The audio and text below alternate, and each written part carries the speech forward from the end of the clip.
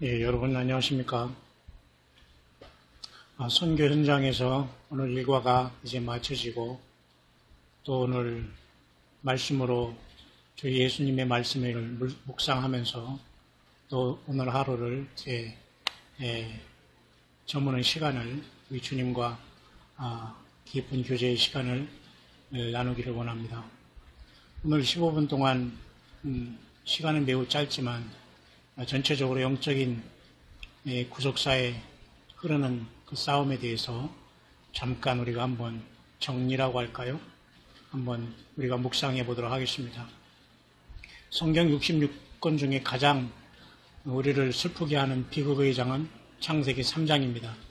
뱀이 이곳에 들어와서 선악과를 먹게 하는 그러한 원동력을 제공하고 최초의 아담과 하와가 인간 최초의 아담과 하와가 뱀의 말을 통해서 하나님의 금지한 선악과를 먹은 그러한 상황이 창세기 3장에 나와 있습니다.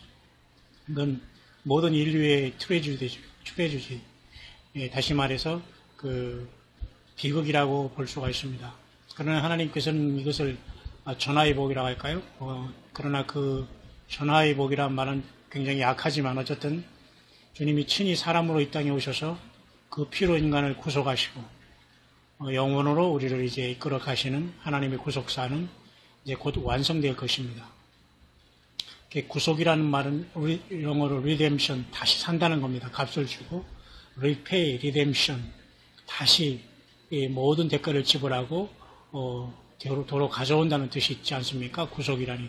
구원이라는 건 바랄 원자에서 그냥 조금 약한 표현, salvation 또 이런 뜻이 있지만 구속은 좀 더 강한 의미가 있고 십자가의 하나님의 아들 예수님의 피로써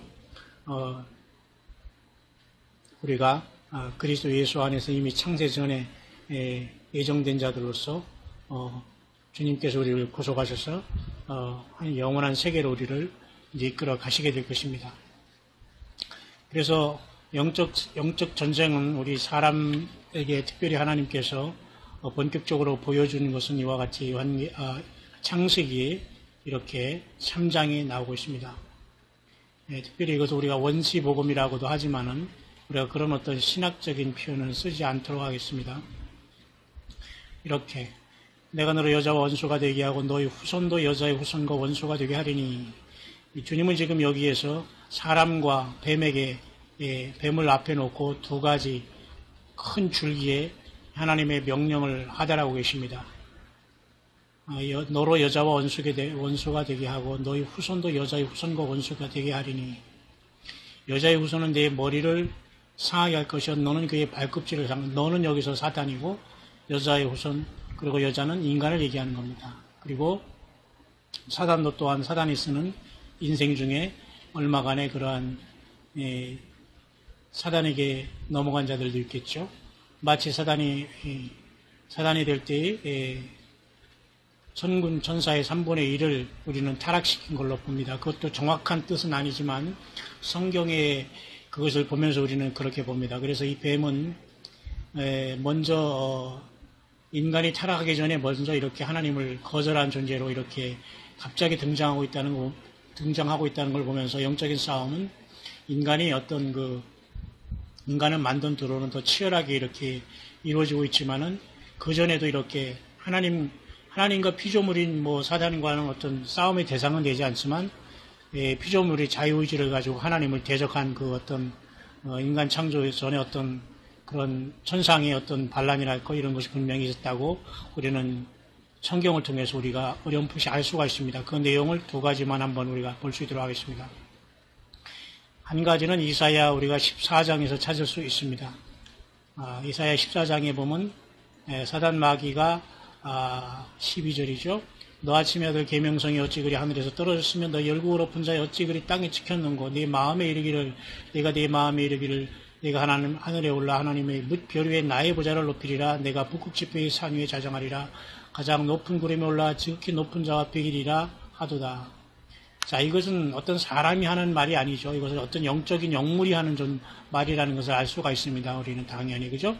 때문에 이 존재가 바로 우리는 사단이 그 지음을 받으면서 불의가 드러날 때에 하나님을 거역한 순간에 스스로 자기의 중심에서 일어난 악, 하나님을 하나님과 비교하겠다는 그 교만이 스스로에서 생겨났다는 걸 보게 됩니다. 하나님이 창조한 게 아니죠. 악을 그저 어둠을 창조하고 하나님께서 물론 하나님이 어둠과 빛을 창조하고 환란과 모든 걸 창조하고 다 주관하시지만 하나님은 사람을 악하게 또 나쁘게 또 그렇게 하시는 분은 아니라는 겁니다. 하나님은 모든 걸 주관하지만 하나님은 선하신 분이라는 걸 분명히 아는데 이렇게 하나님을 거부하겠다는 교만과 이 거역은 사단 마귀로부터 스스로 생겨났다는 겁니다.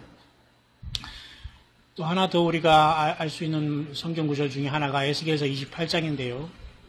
여기 두로왕을 통해서 하나님께서는 사단 마귀가 천사장으로 있을 때의 그 모습을 빗대어 말씀해 주고 있습니다. 인자야 두로왕을 위하여 애가를 지어 그에게 이르기를, 여기서 인자는 당연히 에스겔이죠. 하나님께서 이렇게 주여의 말씀에 너는 완전한 인이었고 지혜가 충족하며 온전히 아름다웠도다. 너는 완전한 인이었다. 도장이었다는 거죠. 완전하게 도장했다고 그만큼 충만하고 완전한 피조물이었다는 겁니다. 지혜가 충족, 온전히 아름다웠다. 내가 이쪽에 하나님의 동산 에덴에 있어서 각종 보석과 홍보석과 황보석과 금광석과 황옥과 홍만호와 창옥과 청보석과 남보석과 홍옥과 황금으로 단장하였으며, 이게 얼마나 이게 참 놀라운 단장입니까? 오늘날 무슨 여자분들이 뭐 결혼하기 전후 뭐 이렇게 다이아몬드로 단장을 하고 또 여러 가지 단장을 하지만 비교할 수 없는 거죠. 이 타락하기 전에 얼마나 이 사단 마귀가 이렇게 아름답게 치장을 하고 있었다는 걸 우리가 어떻게 상상할 수가 있습니까? 그러나 내가 지음을 받던 날에 너를 위해 소고와 비파가 예비될 정도로 굉장한 피조물 중에 피조물이었지만 이와 같이 하나님께서는 그 하나님 앞에 이렇게 영광의 찬양을 돌리면서 또 이렇게 소고와 비파라는 이런 하늘의 악기까지 예비해서 하나님께 영광을 돌릴 수 있도록 특권을 준 아주 존재임을 알 수가 있어요.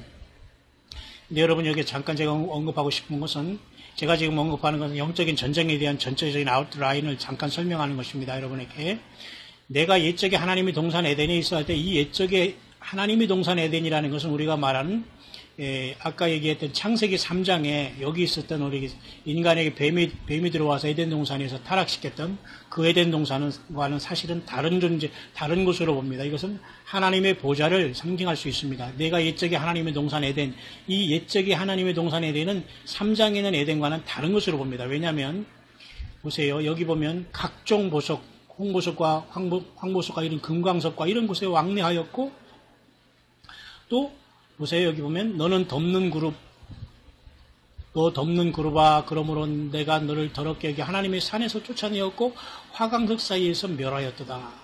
화강석이 불이 막 번쩍번쩍하는 그 빛나는 돌 사이에 이 오락가락했다는 것이 얼마나 이게 특별합니까? 그러니까 이것은 단순히 우리 인간을 위해서 창조한 에덴과는 다른 하나님의 보좌 어딘가에 그 내가 옛적에 하나님의 동산에 되는 그 창세기 3장 에덴과는 다른 곳이라는 걸 우리가 어렴풋이 알 수가 있습니다. 그죠? 너는 기름 부음을 덮는 그룹이며 내가 너를 세움에 내가 하나님의 성산에 있어서 화강석 사이에 왕래했었도다. 이 특별한 존재였죠. 그러니까 여기서는 에덴 동산을 얘기하는 것처럼 보면 안 됩니다. 그런데 결국은 내가 지음을 받던 날로부터 내 모든 길을 완전하더니 마침내 불의가 드러났도다. 그전에 그러면서 이 두로왕을 통해서 이와 같이 비유하면서 결국은 심판거리가 되고 조롱거리가 되며 땅으로 떨어진다는 걸 나타내 주고 있습니다. 그런데 여러분, 놀랍게도 다시 시간이 없기 때문에 계시록을 바로 넘어가 보겠습니다. 계시록 여러분, 우리가 잘 아는, 우리가 하늘 보좌에 올라가니까 4장에 보니까 여기 보면 네 생물이 6날개를 가지고 이렇게 있잖아요. 제가 유튜브 다른 영상에서 말씀드렸지만 에스겔서 1장, 요한계시록 4장, 그리고 그 이사야서 6장, 이렇게 또한 그 열왕기상 보면은 이렇게 하늘 보좌를 보잖아요. 선지자들이. 근데 동일하게 다 이렇게 네 생물들을 보게 됩니다. 근데 가장 자세하게 나온 것이 에스겔서 1장과 계시록 4장이지 않습니까? 여기에 그 네 생물이 있는데 다 이거 보좌 주위에 이렇게 주위에 동서남북에 이렇게 주위를 이렇게 사자, 송아지, 사람 모습, 그 다음에 독수리 같은 생물들이 보좌를 둘러싸여 받들고 있습니다. 근데 덮는 그룹이 안 보여요. 이 보좌를 덮는 그룹이 사실 안 보이는 것을 우리가 여기서 유추할 수 있습니다. 그죠? 근데 그래서 이 보좌의 네 생물 중에 어쩌면 이 보좌를 덮는 그룹으로서 찬양을 맡은 이 엄청난 피조물 중에 으뜸으로 창조된 사탄 마귀가 이때 보좌를 덮는 그룹으로 있었다는 겁니다. 그래서 여러분 언약궤도 보면 말이죠. 이 시온소가 이렇게 있다면은 이렇게 두 천사가 이렇게 날개를 가지고 언약궤를 이렇게 덮고 있지 않습니까? 물론 그때는 두 천사지만 어쨌든 그 덮는 그룹이라고 했더니 사탄을 그렇게 부른 것을 여러분이 유념해야 됩니다. 그래서 결국은 그 덮는 그룹을 위치해서 결국은 쫓아나기 때문에 내 생물만 보좌를 받들고 있고 어쩌면은 이 덮는 그룹의 위치에 찬양을 받던 이 천사의 위치가 장차 예수님의 피로서 구속함을 받은 첫 열매 되신 신부들과 그 휴거 백성들이 올라가서 이 사명을 감당하면서 덮는 그룹의 역할을 감당하면서 영원히 하나님을 찬양하는 새 노래를 부를 그런 존재가 되지 않을까 조심스럽게 생각해 볼 수 있는 아주 놀라운 엄청난 깊은 말씀이거든요. 그래서 결국 이제 이 사단 마귀가 하늘별 3분의 1을 이제 타락시켰다는 것은 요한계시록 12장에 보면 해를 입은 한 여자가 애써 이렇게 해산하게 되어서 아이를 비어서 애써 부르짖으면서 있을 때 계시록 12장 4절에 볼까요? 그 꼬리가 하늘별 3분의 1을 끌어다가 땅에 던지더라. 이 사건이 언제 일어났나는 잘 모릅니다. 그렇지만 어쨌든 하늘별 3분의 1을 끌어다가 땅에 던졌다는 사건을 보면서 용이 해산하려고 하는 여자 앞에서 그가 해산하면 그 아이를 삼키고자 하더니 이 사건을 보면서 우리는 사단 마귀가 덮는 그룹의 그 놀라운 위치에서 타락하면서 쫓겨날 때 3분의 1을 끌어내려서 반란을 일으키지 않았나 일반적으로 다들 그렇게 보고 있습니다. 무난하게. 사탄은 타락한 천사들을 3분의 1이나 갖고 있고 아직 3분의 2는 하나님 편에 서서 굳건히 자기 위치와 초소를 떠나지 않고 있다는 겁니다. 그래서 유다서에 봐도 그 초소를 떠난 자들을 그 흑암에 지킨다고 했지 않습니까? 초소를 떠난 자들을 그 흑암에 지켜서 결국은 하나님께서 심판 때까지 그들을 가둬놓았다는 말씀이 있지 않습니까? 그러니까 우리는 이거 보죠. 자기 지위를 지키지 아니하고 자기 처소를 떠난 천사들을 큰 날의 심판까지 영원한 결박으로 흑암에 간주. 이들 중에 얼마만 지금 하나님 허락을 받아서 사단 마귀와 더불어 세상을 유혹하는 역사를 하면서 지금 사단 마귀 편에서 흑암의 권세로서 역사하고 있는 걸 보게 됩니다. 그래서 이렇게 치열한 영적인 싸움터에 우리는 던져졌기 때문에 우리는 굉장히 중요한 영적인 싸움을 그래서 계시록 7장의 모든 교회마다 이기는 자에게 하나님께서 승리를 그 상을 약속하시지 않습니까? 최종적으로 그래서 마지막 22장에서는 이기는 자들에게는 나는 그의 하나님이 되고 그는 내 아들이 된다는 하나님의 큰 예수님의 약속이 있습니다. 7교회마다 다 이기는 자에게도 약속을 주시잖아요. 마지막 라오디게아기는 이기는 그에게는 내가 내 보좌에 함께 해주고 내가 이기고 아버지 보좌에 함께 앉는 것과 같이 하리라 말씀하셨어요. 그러니까 굉장히 영적인 치열한 전쟁터에 우리가 있다는 겁니다. 단순히 세상에서 우리가 단 결혼해서 살고 애 낳고 애들 잘 키우고 살다가 그냥 잘 늙어서 병들지 않고 잘 편안하게 죽어서 천국 가서 깨어난다. 이런 것은 사실 성경에서 말하는 우리의 그 신앙의 핵심은 아니라는 것을 알 수 있습니다. 특별히 우리가 또 잠깐 보고 넘어갈 것은 우리가 여러분 잘 아시지만 에베소서 6장을 또 우리가 보지 않을 수가 없죠. 정말로 우리가 주 안에서 이 싸움을 얘기할 때 사도 바울은 이렇게 얘기했죠. 정말로 너희가 주 안에서 그 힘의 능력으로 강건하여 지고, 그죠? 마귀의 계기를 등이 대적하기 위해서 하나님의 전신갑주를 입으라. 말씀과, 그죠? 그 말씀으로밖에 없죠. 우리의 씨름은 혈과 육에 대한 것이 아니요 정사와 권세와 여둠의 세상 주관자들과 하늘에 있는 악의 영들에게 대함이라. 이 치열한 영적 전쟁터에 우리는 던져져 있다는 걸 분명히 알 수가 있죠. 또 우리가 다시 한번 여기에서 다니엘서로 여러분을 한번 초대해 보겠습니다. 다니엘서 여러분 보면 다니엘서 우리가 9장에 보고 10장에 한번 잠깐 넘어가 볼까요? 21일 동안 다니엘이 또 9장은 굉장히 엄청난 예언이 여기 있지 않습니까? 9장의 70일의 역사, 여기 70일의 역사가 다 여기서 나오잖아요.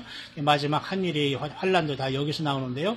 10장으로 넘어가면 다니엘이 21일간 특별히 이제 기도를 하게 됩니다. 근데 그가 이르되 다니엘아 두려워 말라 스스로 겸비케 하기로 결심하던 첫날부터 이미 기도가 응답돼서 기도가 하나님의 천사로부터 이 땅에 내려오기 시작합니다. 바로 응답이 늦어지지 않아. 그러나 21일 동안 늦게 왔어요.